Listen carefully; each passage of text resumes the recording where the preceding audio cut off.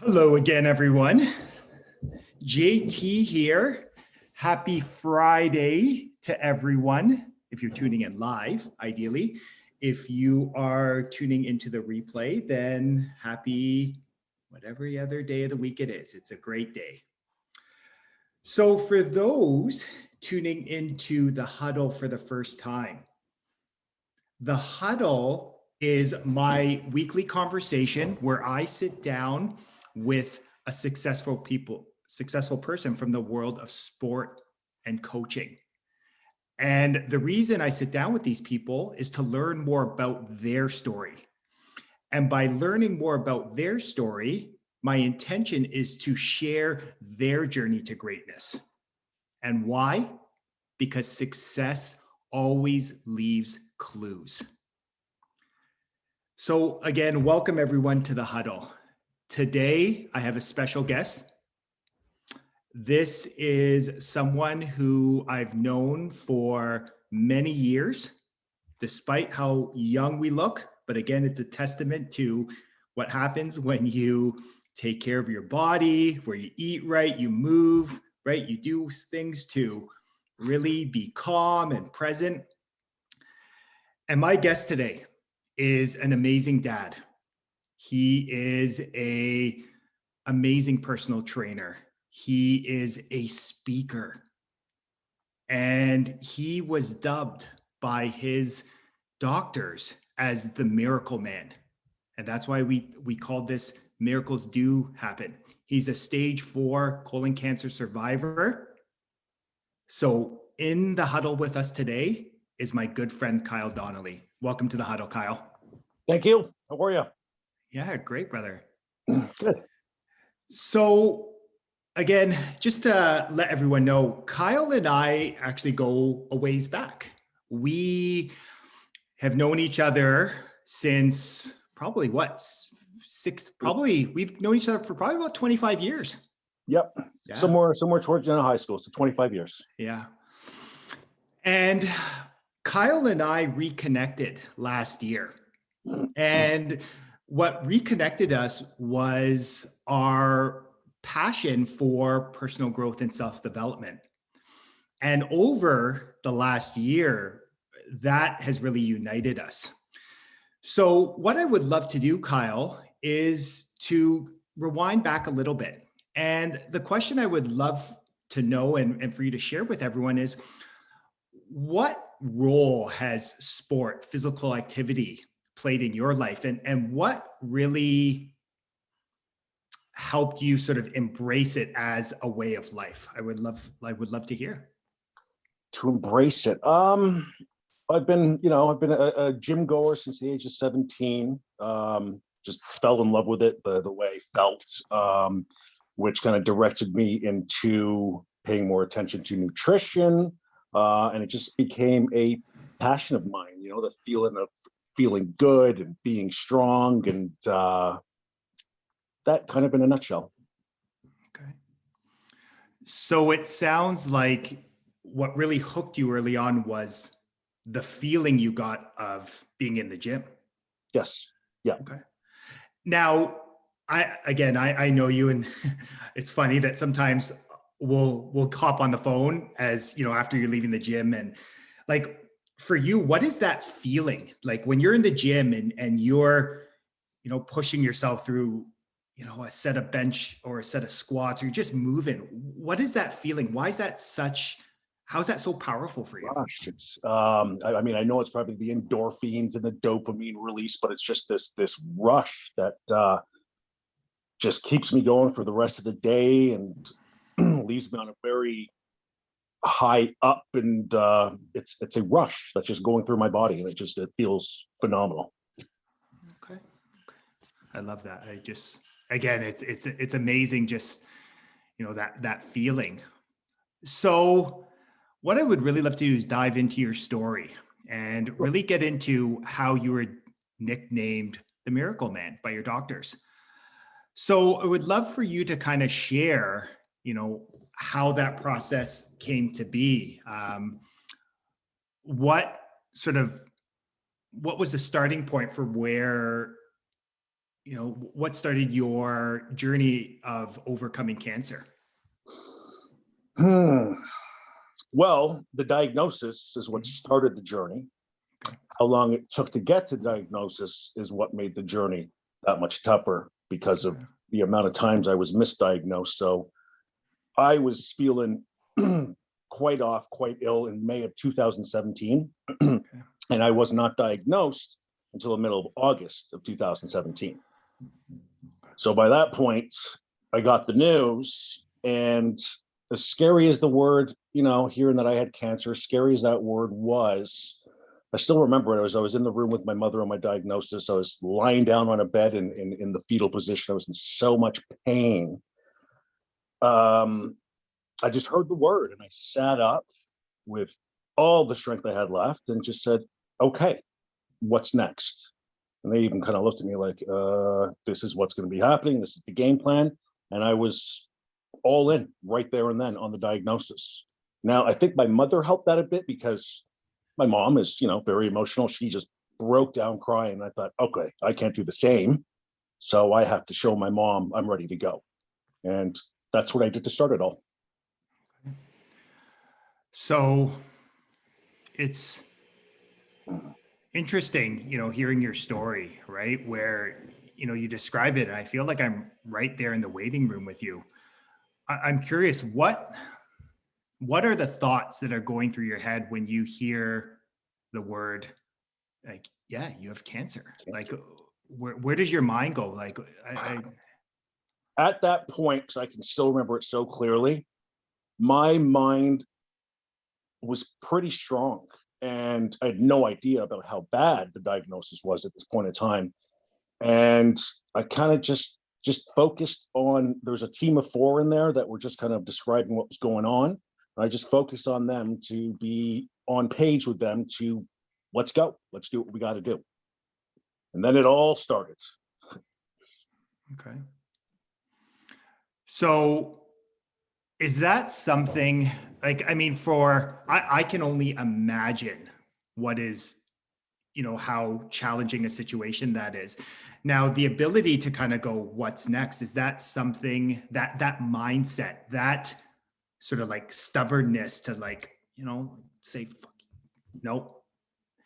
Is that something that has naturally come to you? Have you always kind of had that bit of edge and, like, no, I'm winning this fight? Yes, it's always been a part of me since that diagnosis. It has only become stronger, Okay. but I can still get back to that diagnosis on, wow, like that was good for me that I had that straight focused, ready to go head instead of going the other way. And it wasn't forced; it just naturally came to my head. Let's do this. So right there and then, cancer was not defeating me. It was already set in my mind. I love that. I just, it's like that knowing, that inner knowing that I'm stronger than this. I'm Mhm. stronger than this word. Now, was there anything in that moment where reminded you to that? Because for most people, they get bad news and they automatically go to that worst case scenario. And we as humans, we have that negativity bias, right? Like we are more in tune to pick up bad news. Like, was there anything that, okay, I need to fight for this? What, like, was there anything going through your mind? Uh, my daughter, that popped in my head first, and of course, my mother being there, I just wanted to show her. You brought up a strong, son. But my daughter popped in my head first, and the fact that like I'm not going anywhere. I gotta be around for her and watch her grow up and do her thing. So yeah, that's where my head first went. Okay. So anyone that knows you, that knows how close you are and how much you love your daughter, Kaylin. And it's I want to acknowledge you for that before we get into anything. Like your love for your daughter, it inspires me because when you talk about her, it reminds me of what it means to be a parent. So I Mhm. want to acknowledge you for that, brother. I appreciate that. Yeah. So so you get the diagnosis. What sort of happens next? Like what's this process where you go from, okay, here's the diagnosis to where you start to realize, okay, no, this is like stage 4. Like what's the process and what happens after that? Well, I did not know, thank God, because I'm sure it helped, but the doctors did not tell me how serious the cancer was. They just wanted to get things started. So literally the day of my diagnosis, I was put into a hospital bed. The next day I had a quick surgery they put something in my chest called the port. That's where I received my chemo. The day after that, it was what was called a colostomy surgery because my large colon was 100% blocked with the tumor. So that was a colostomy, so they could, finally the stuff all stuck in me start outputting again, which helped huge. I mean, I was quite toxic. And 2 days after that, that surgery went wrong. I was septic, so I went in for a second colostomy to clean me out, and that was just the start. And then they gave me 2 weeks of recovery, and then chemo started immediately. So it was a rough start. Okay. And as that's going on, as like you said, it's a rough start. Did you find like your mind started to go to different places, or what's kind of going through your mind there? Does it just make your will to beat this stronger?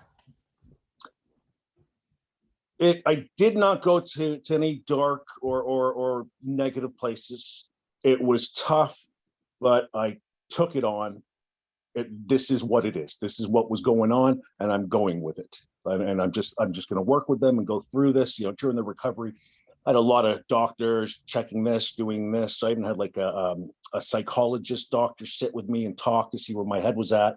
And even she said, she goes, this mindset you have is incredible. Just keep it up. So did it get scary at times? For sure, but I kept focused on just this present moment, the pains, this, that, knowing that as each day went on, things would get better. So it sounds like you just had a desire to get better, right? I did. Right. Okay. Now, in the recovery process, was it, I know you've shared with me, it sounds like it wasn't an easy process to start. Take us along sort of a journey of, what was the recovery process like in terms of how long? Well, so that was the beginning, right? So after those 2 surgeries, the port and the chest, all that stuff, 2 weeks in the hospital, they just keep checking on me, and I was feeling a bit better, started eating food, got to go home, and then it was 12 sessions of chemo. Every 2 weeks. There were a few, they spread out every 3 weeks because I was just so run down. Okay. That was done by March 2018. I got, I think, about a week and a half off, and then it was 25 sessions of radiation, 5 days a week, Monday through Friday for 5 weeks, which, that was hell. After that, I got through it, and they gave me the summer of 2018 off and just said, eat, just get yourself big and just eat as much as you can. And I got myself back up. During my misdiagnosis, of course, I lost 50 pounds because it was a wild tumor. I lost 50 pounds in 60 days. Like, it was eating me alive. So I got my weight back up to 195. And crazy enough, August the 17th, 2018, 1 year to the day of my diagnosis, was major surgery time. So the tumor had shrunk incredibly, but it was so big that there was residual matter left in the intestines. So I had 2 choices: to be on surveillance for pretty much the rest of my life with shots of chemo here and there, or a very invasive surgery to remove it. And I took the surgery because let's take the surgery. So it was a year to the day. I was back on a bed, and that's when things got even uglier. It was a 16-hour surgery.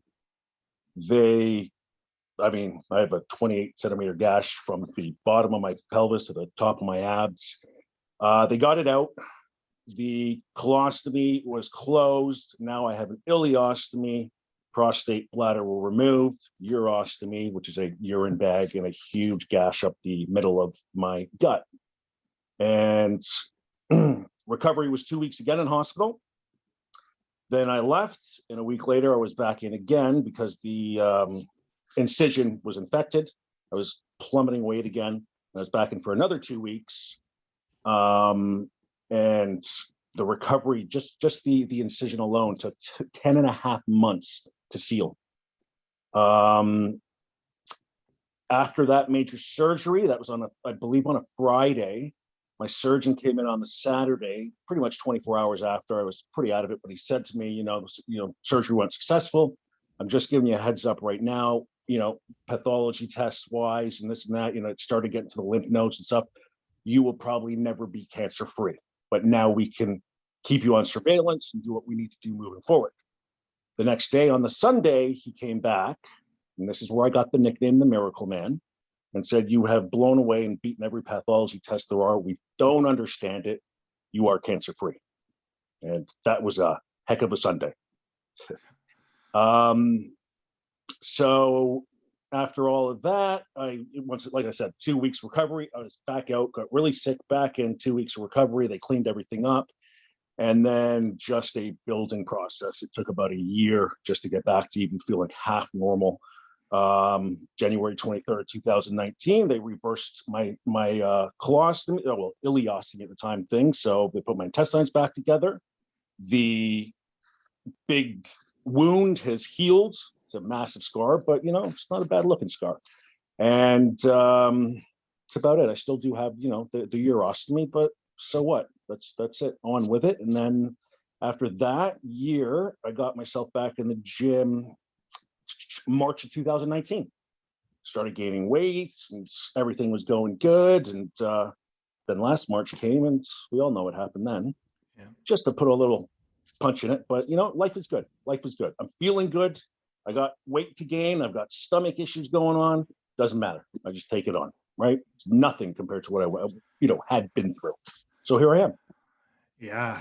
And as you share that, it's, I mean, we've talked, but yeah. You describing that even gives me more insight into this battle that, it wasn't just one hit, it was like it's 2 hits, 3, and you just keep going. I would almost term you beyond the Miracle Man. Frick, you sound like the Terminator, right? Like just let's go with that. Yep. Terminator, Miracle Man. Okay. Yeah. Hey, it's part of the story. So, one thing that really came up there is, that next play mentality, as I call it. Like, you're just like, what's next? Like, what do I need to do? And you mentioned about you focusing on the present. Like, was there something that you always went back to, like a habit that brought you back? Because again, like, it would be so easy for the news to get you stuck. But like, do you have like that habit, that trigger that reminds you, okay, no, stay present. Like, let's focus on what's next. Like, what can I do to beat this thing? Like, is there something that you kind of go through? I'm going to call it awareness. Just if my head's dipping, I can feel it. I can see it. I can visualize it. To slow it down, to just keep it easy, keep yourself a little peaceful. Here, what the future has to hold, what the past did holds. Here I am anyway. So if I feel this thing, my head spiraling a little bit outward or downward or whatever, I feel it. I visualize it. I can feel what it does to my body, and I just go in. I just go inside. I'm like, okay, slow down, stop, or think of something better, or think of something, like picking up my daughter on the weekend or something like that. Think of something good, and I can quickly get myself back to grounded and reset, and just, okay, there I am. Let's get things going again. So maybe the habit of just the awareness of what my head is doing. Yeah. And it's, as you share that, it really gives me some greater insight that although, we've known each other for a long time and, we've had some deep conversations, I've realized one of your superpowers is that sort of mind-body connection and that awareness. And one of the things of why that resonates with me so much, Kyle, is one of the things that my mentor, Bob Proctor, talked about recently is like, awareness is like half the battle. Like, when you are aware of what's going on, like, what's going on up here, then through that awareness, you can create change. Yes. Right. Yes. So this whole process, like you said, it was a multiple year journey of the recovery process of just moving forward. What has been the greatest lesson for you as you've gone through the journey? Like, has there been any ahas, any life lessons, anything that you just have a greater understanding of after kind of going through all of this? Life is short.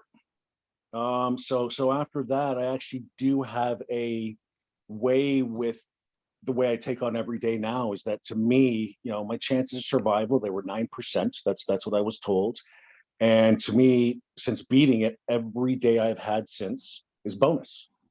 So yeah, a big part, life is short. It could be done in the snap of a finger, right? So, take it for what it is on a daily basis. So to me, these are all bonuses. Not that I look at myself as this lucky person to make it, but I was a fighter to make it here. And I'm proud of what I did to get here. So I just take all of this as, call it a bonus, right? Okay. Has it made you appreciate things in a different way beyond, like you said, I love that. Yeah, this is bonus, right? Like this is like, you can really sense your level of gratitude, right? Like you truly feel it. Has it, changed the way you show up in your relationships? Like has anything changed in that regard? Absolutely. Absolutely. The relationship with my mom has strengthened, and there were some real tough times. I mean, I lived with my mom for a year during this, and at the tail end of it, we were having a lot of emotions were involved, and I was worn down, and she was tired, and since then, our relationship has just become so much stronger.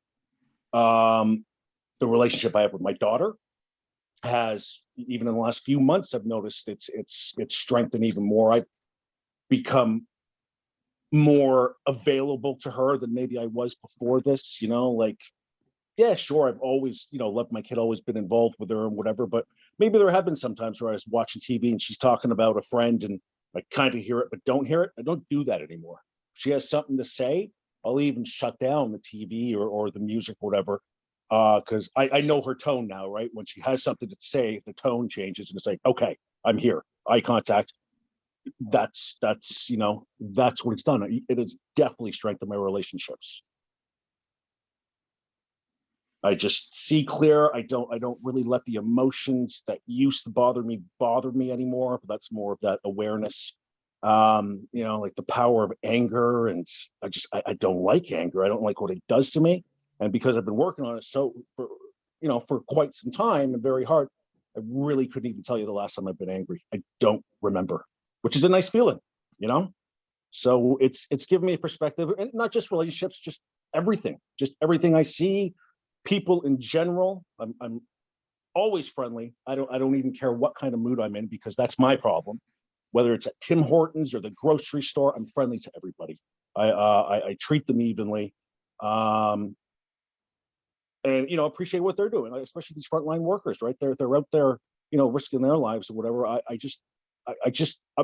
a people pleaser. I like to make people smile. When they smile, it makes me smile, and then I feel great. Right, and that's kind of what I like to throw out there, and that's all I need back. That's it. Right, so yeah, it's definitely changed my perspective for the better. Yeah. I love that, because you just made me smile there, right? Like you're completely shifting my energy, right? And just hearing you, and it really sounds, I read a great book recently. It was called Power versus Force. And it's studying these emotions and these feelings from a kinesiology standpoint, right? Like the study of the human body. And it talked about some of the highest emotions or feelings that we can have are love, joy, and peace. And what I really came up for me as you were sharing that was, you are so connected. Like, who you love spending time with, Yes. right? Like your mom, your daughter, what brings you joy, right? Like movement, getting outside and being present.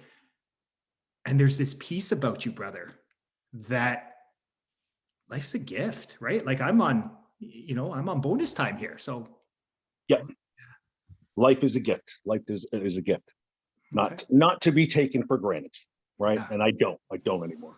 Okay. Now I'm curious, it's interesting that one thing that I've become aware of as I have grown is that you start to unlearn these old ideas, right? Like these fixed ideas, which are more commonly referred to as beliefs. Is there something that you used to believe pre-cancer diagnosis that you no longer believe now? Like, has there been like, Yeah, yeah, funny enough, I always believed I would be one who would never get cancer, to tell you the truth. okay. And so I was just like, you see it on TV, this person's got cancer. And it was always this little ticking thing in my head saying, you work out, you do this. It's not you. So, yes, I used to believe before I got it that I would never get it. So Mhm. that belief is now gone. Okay. Now that you have a new belief, like how, I don't know, I'm curious, like how has that changed your perspective in terms of like how has that shifted your perspective on things now that you don't believe that anymore? That anything can happen, anything can come on, anyone, whether it's me, whether it's family, friends, whatever, anyone can be hit with any type of diagnosis. I mean, for just sake of saying, you can be hit by a bus tomorrow. You know what I mean? And that's where anything can happen.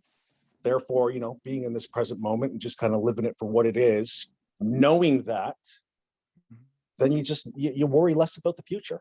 A lot of people, afraid of age, afraid of death. I'm not. I'm not at all. I'm just my time will come.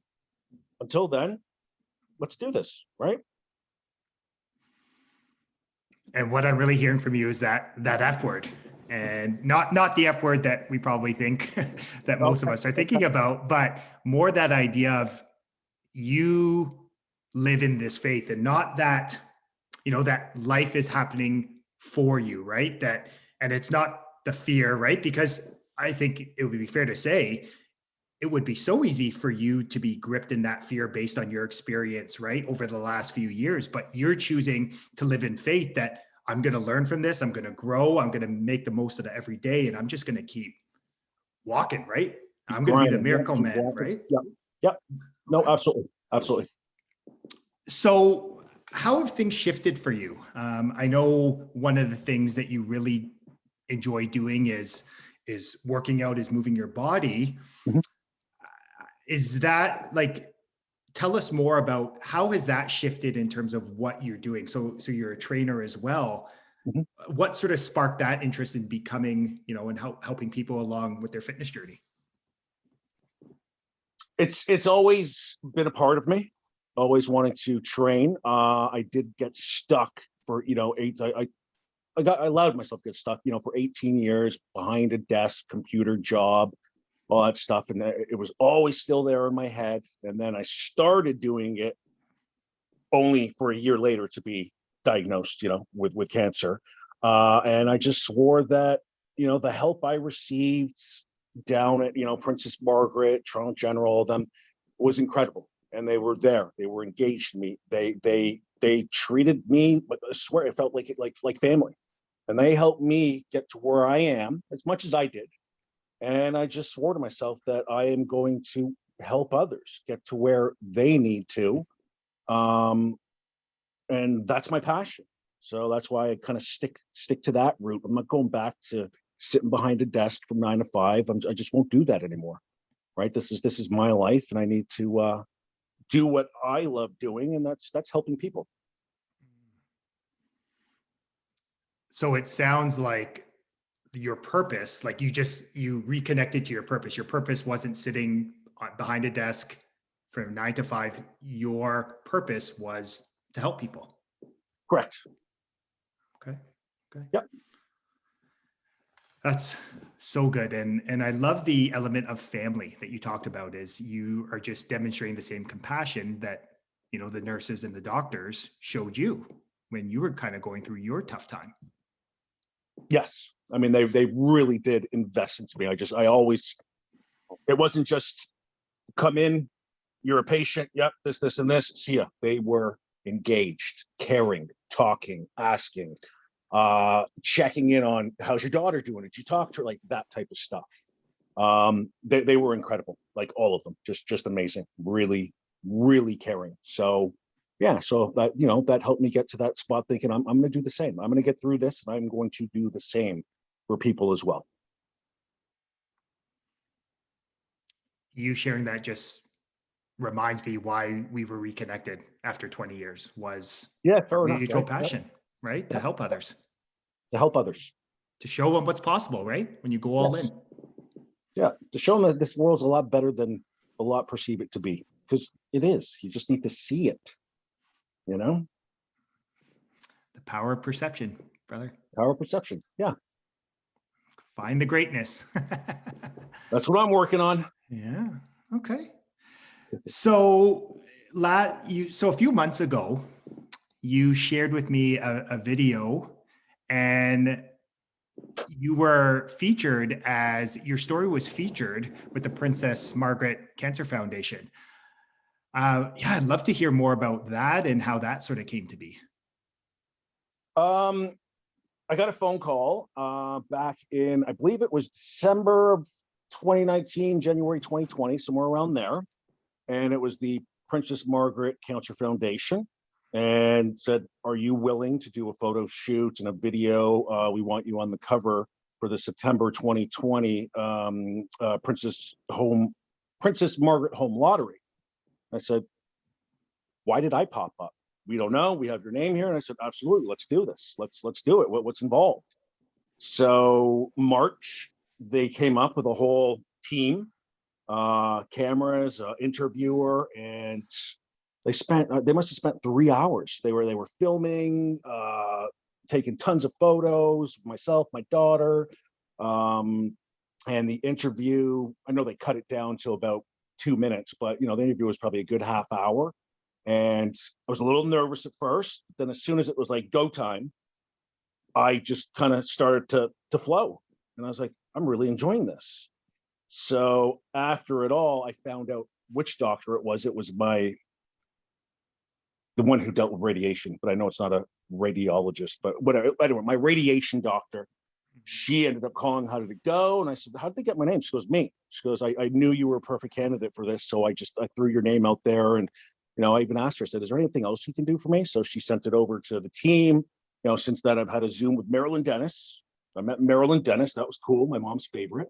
I did a Zoom with TSN 1050 and a phone call with Virgin 99.9. Right. I did all those interviews as well. And it just kept getting me going. I just kept going. I was just like, I want to, do more. I've already phoned them back at Princess Margaret. They've been thinking about me. They just don't have anything for me at the time. But now look what we have here. I continue my speaking, and I'm sure once this is done, I'll be on cloud 9 again, right? Because this is what I enjoy doing, getting it out there. Yeah. And one thing I really want to share at the Thinking, into Greatness community, and one thing that I would just love to share with you, Kyle, is, the one of the beauties about this community growing with the help of amazing people like yourself is the Thinking to Greatness community reaches 6 continents now. So Yes. You talk about speaking on a world stage. You are literally speaking on a virtual live stage, sharing your story with other people. Very exciting. I like hearing that. You did tell me that the other day, 6 continents. So that's the world watching, eh? That's the world watching. So one thing it's really evident, like hearing you talk, is you can tell your energy is shifting, like that edge that I always looked up to, right? Like I remember always looking up to you. I remember you and being over at the Bailey's house and seeing you. And I was always like, there was this edge about you that I'm like, I don't know, there's this fire about you that I always looked up to. What, have you noticed it sort of coming back as you kind of go and explore the next phase of your journey through training and speaking more? Coming back, more than coming back, it's getting, it's getting stronger than ever. But I mean, I'm doing my, as you call, your daily studies. I'm doing reading on, purposeful books for this. And I used to be a procrastinator on, I'd read once a week instead of every day. And now I've got myself up to every day. And some of the stuff I read sometimes just makes my brain go wow, that's what I'm thinking. It's now put in words for me. So I'm kind of doing the studies to make it even that much better. So it's definitely better than it's ever been right now. That's Power amazing. of the mind, power of the mind. And there's a lot in there. Oh, it is, right? It's powerful. And what I really want to highlight, everyone, is yes, you can, like, Kyle has this presence about him. He has this energy, this love and joy and peace about life.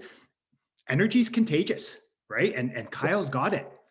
But what I really want to highlight with you, if you're taking anything from it, is Kyle had this want, right? Like this want to beat cancer, to start personal training, to start speaking. And what he's been doing, right, is Kyle's always looking for like, we have conversations and he asks me, what can I do better? Like that ambition, that drive, that open-mindedness is why Kyle's story is getting better, is that he's taken those wants and turned them into desires. And that is so amazing, because I just realized I see you getting so much stronger too, brother. Like that's amazing. Since we reconnected back in, I believe it was June last year, night and day from where I was to where I am now. And a lot of that's your help too, man. You've helped me think and I guess have answers for my questions. That has helped me, climb that ladder. Yeah. Well, it's been an amazing watching you climb the ladder, brother. Right? I've been enjoying it. Yeah. So here's a question I always love getting some insight in is, this year, depending on when people are watching this, it's been an interesting last just over a year. Interesting times, right? Like an unprecedented time in human history. And there are some people that are really struggling. They're struggling with their health. They're struggling in their relationships. They're struggling in their finances. Maybe they've lost their job. Maybe life is just, like you said, just it keeps hitting them, and they're, sort of down on the ground. What is one thing that anyone watching this today can do to get the ball rolling, to create some positive momentum, and just get them to start heading in the right direction? For a lot of people, they're in a lot of tough situations with all this going on. It's really hard to say, but you gotta do you. You gotta try to appreciate, the two legs you have to walk on, the eyes you have to see. Like I guess go a little bit inward. Go a little bit inward. Feel yourself. Close your eyes. Feel your body. Does it tingle? You're alive. You're there. And then kind of just reset. When you feel everything spiraling, if you can, just reset and then relook it again. Because the more busy the mind is, the less production it can do. So just go inwards, maybe. Okay. It's a tough one though, because of so many different situations. Yeah. But what I love about that is, this idea of going in, like it's so easy to live outside in. Sure. But I love the fact that you focus inside and then I live inside out. Out. Yep. Yep. But what I also really loved is your idea of like, get into the feeling you want, right? Like gratitude, moving your body and doing that. Like that's such a big part of who you are. And I just realized that, like, it's the feeling. It's the feeling. Right. Okay. So first and foremost, Kyle, I wanted to acknowledge you. I wanted to acknowledge you for the man you are and the man you're becoming. You truly are, brother, an inspiration to me, because I see you as the way your love for Kaylin and how you choose to show up for her and those closest to you, your mom included. And that inspires me to continue to develop that area of my life. And what I really took from this conversation today is that will to just continue to fight, to persist, regardless of what the scoreboard of life says, to just keep moving, keep moving, keep moving. Walk like the fucking Terminator and become the miracle man. I get that. Okay. And I'm So, gonna keep that fight going. okay. So tell the rest of us, how can we help or be of service for you? Is there ways where people can get connected to you? On Thinking into Greatness, if anybody wants to reach out regarding anything, then by all means, I'm an open book. I like being an open book. I want the story out there. I want people to hear this because, whether it inspires or helps or teaches, that's it. That's the purpose. I've survived this for a reason, and I want to get out there that it is possible for anyone, everyone, as long as they have that powerful mindset to do so. So if anyone has any questions of any sort, reach out to me directly, by all means. Yeah. Well, we'll share all of your information there. I'll also share your Instagram handle, and I love it. A Warrior's Soul, correct? A Warrior's Soul, that is correct. I love that. So yeah, anyone looking for a speaker that has an amazing story, you've seen it firsthand here. Kyle has an amazing story. He's got that energy. He's got like what I call the juice to bring it. So reach out to him, and he's, like you said, an open book. Reach out. So to everyone that has tuned into the huddle today, again, I thank you so much for choosing to invest your time into energy into being here with Kyle and I today. And if you took anything from this, okay, again, reach out to Kyle, okay? Let him know what resonated with you, okay? And it's through us sharing our stories and truly owning it that we can help each other truly think into greatness. Have an amazing rest of your Friday, and we'll chat next week. Have a great day, everyone.